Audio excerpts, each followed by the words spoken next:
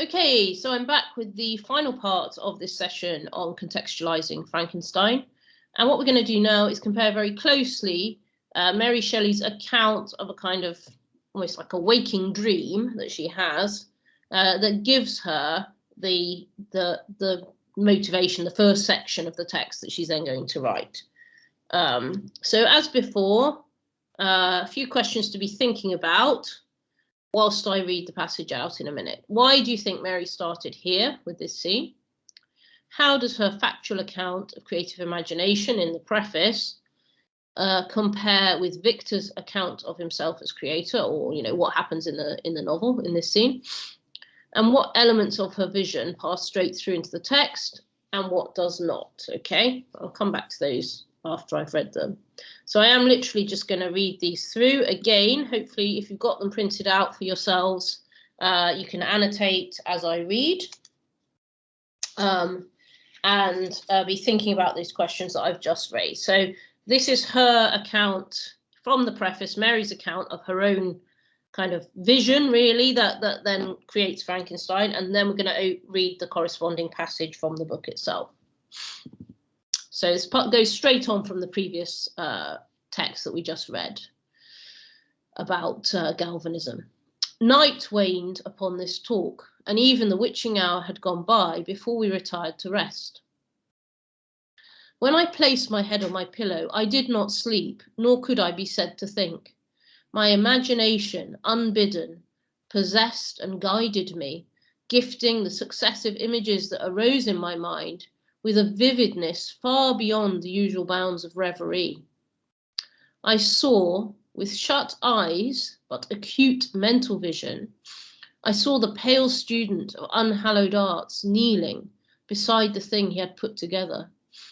I saw the hideous phantasm of a man stretched out, and then, on the working of some powerful engine, show signs of life and stir with an uneasy, half-vital motion. Frightful must it be, for supremely frightful would be the effect of any human endeavour to mock the stupendous mechanism of the creator of the world. His success would terrify the artist. He would rush away from his odious handiwork, horror-stricken. He would hope that, left to itself, the slight spark of life which he had communicated would fade, that this thing, which had received such imperfect animation, would subside into dead matter, and he might sleep in the belief that the silence of the grave would quench forever the transient existence of the hideous corpse which he had looked upon as the cradle of life. He sleeps, but he is awakened. He opens his eyes.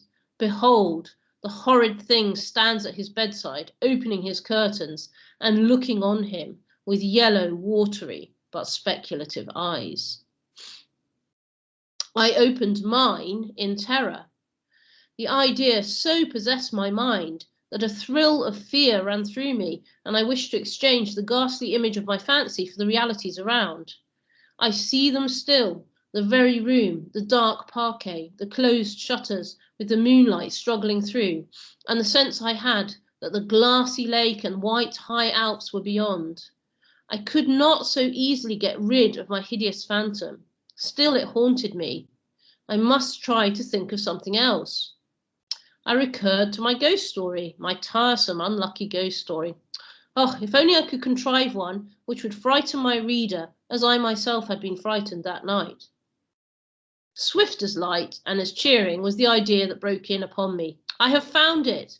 What terrified me will terrify others, and I need only describe the spectre which had haunted my midnight pillow. On the morrow, I announced that I had thought of a story. I began that day with the words, "It was on a dreary night of November," making only a transcript of the grim terrors of my waking dream. At first, I thought but of a few pages of a short tale, but Shelley, Percy Shelley, urged me to develop the idea at greater length. I certainly did not owe the suggestion of one incident, nor scarcely of one train of feeling, to my husband, and yet, but for his incitement, it would never have taken the form in which it was presented. From this declaration, I must accept the preface. As far as I can recollect, it was entirely written by him, the original preface, that is, not this one. Okay, so that's her account of this sort of bizarre dream. And then this is the passage that she first writes for Frankenstein, obviously Victor's account of his moment of creation. It was on a dreary night of November that I beheld the accomplishment of my toils. With an anxiety that almost amounted to agony, I collected the instruments of life around me, that I might infuse a spark of being into the lifeless thing that lay at my feet. It was already 1 in the morning. The rain pattered dismally against the panes, and my candle was nearly burnt out, when, by the glimmer of the half-extinguished light, I saw the dull yellow eye of the creature open. It breathed hard, and a convulsive motion agitated its limbs. How can I describe my emotions at this catastrophe? Or how delineate the wretch whom with such infinite pains and care I had endeavoured to form? His limbs were in proportion, and I had selected his features as beautiful. Beautiful, great God! His yellow skin scarcely covered the work of muscles and arteries beneath. His hair was of a lustrous black and flowing, his teeth of a pearly whiteness, but these luxuriances only formed a more horrid contrast with his watery eyes that seemed almost of the same colour as the dun white sockets in which they were set, his shrivelled complexion and straight black lips. The different accidents of life are not so changeable as the feelings of human nature. I had worked hard for nearly 2 years for the sole purpose of infusing life into an inanimate body. For this, I had deprived myself of rest and health. I had desired it with an ardour that far exceeded moderation. But now that I'd finished, the beauty of the dream vanished, and breathless horror and disgust filled my heart. Unable to endure the aspect of the being I had created, I rushed out of the room and continued a long time traversing my bedchamber, unable to compose my mind to sleep. At length, lassitude succeeded to the tumult I had before endured, and I threw myself on the bed in my clothes, endeavouring to seek a few moments of forgetfulness. But it was in vain. I slept, indeed, but I was disturbed by the wildest dreams. I thought I saw Elizabeth in the bloom of health, walking in the streets of Ingolstadt. Delighted and surprised, I embraced her, but as I imprinted the first kiss on her lips, they became livid with the hue of death. Her features appeared to change, and I thought that I held the corpse of my dead mother in my arms. A shroud enveloped her form, and I saw the grave worms crawling in the folds of the flannel. I started from my sleep with horror. A cold dew covered my forehead, my teeth chattered, and every limb became convulsed, when, by the dim and yellow light of the moon, as it forced its way through the window shutters, I beheld the wretch, the miserable monster whom I had created. He held up the curtain of the bed, and his eyes, if eyes they may be called, were fixed on me. His jaws opened, and he muttered some inarticulate sounds, while a grin wrinkled his cheeks. He might have spoken, but I did not hear. One hand was stretched out, seemingly to detain me, but I escaped and rushed downstairs. I took refuge in the courtyard belonging to the house which I inhabited, where I remained during the rest of the night, walking up and down in the greatest agitation, listening attentively, catching and fearing each sound as if it were to announce the approach of the demoniacal corpse to which I had so miserably given life. Oh, no mortal could support the horror of that countenance. A mummy, again endued with animation, could not be so hideous as that wretch. I had gazed on him while unfinished. He was ugly then, but when those muscles and joints were rendered capable of motion, it became a thing such as even Dante could not have conceived. Okay, so a very sort of powerful first-person account from Victor as creator there.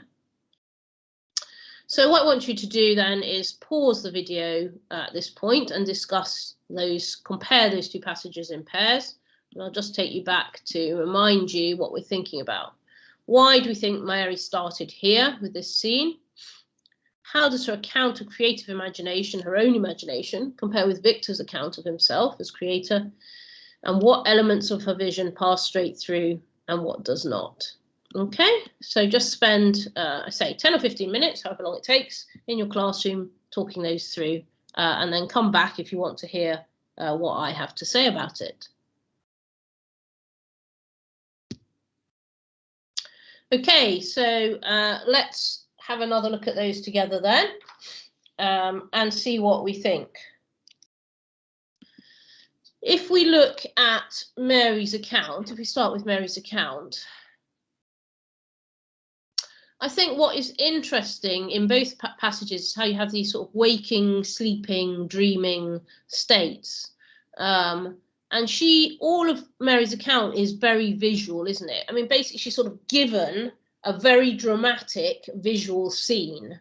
I saw with shut eyes but acute mental vision. It's like an interior vision that she can then just sort of almost just write up, transcribe. Now, this also is very characteristically romantic in a way, because Percy Shelley describes the mind, the imagination, as like fading coals. You know, the fire is all inside your mind, but all you can write out, what you actually get in language, is so much less than what you experience inside. And that's a bit like this here. So we see exactly the scene, don't we? A man, well, it's not described as a man in the text, it's sort of a creature, a thing. And then on the working of some powerful engine show signs of life. So we see this moment, very dramatic. It's a very dramatic moment when, you know, finally mankind supposedly discovers the means of creation. And that's right at the heart of Frankenstein. And that's, you know, that's what makes Frankenstein such a powerful cultural icon, isn't it? Because it's a kind of massive taboo. It's like the biggest taboo to play God, which is what Victor is doing. And what we also see in her account is exactly what does happen in the text, which is sort of morally very ambiguous on Victor's part. And I'll look at that in a minute. His success would terrify the artist. He would rush away from his odious handiwork, horror-stricken. So there's this kind of she describes exactly this sort of reaction to what's happened. Now, what is interesting is that in her account, Mary Shelley attributes this exactly to that act of playing God. So she says, frightful must it be when it finally comes to life, for supremely frightful will be the effect of any human endeavour to mock the stupendous mechanism of the creator of the world. And so she's saying exactly what I've just said. You know, what is so terrible about it is that you have, you know, taken upon yourself this role of being a god, of bringing life into being. But Victor doesn't register that at all. And maybe this is, you know, this is the whole problem with Victor. He doesn't actually seem to, maybe he does experience it, you know, experiences horror, but he doesn't in his passage. Let's just go back to that. You know, he just focuses on his own feelings and how changeable are the feelings of human nature. But he doesn't sort of think, I shouldn't have done that. What a terrible thing I've done against God. He doesn't ever register that. And in the same way, he doesn't ever really take responsibility for his own actions. So if he is a god, he's a very bad god who immediately rejects and denies his creation, doesn't he?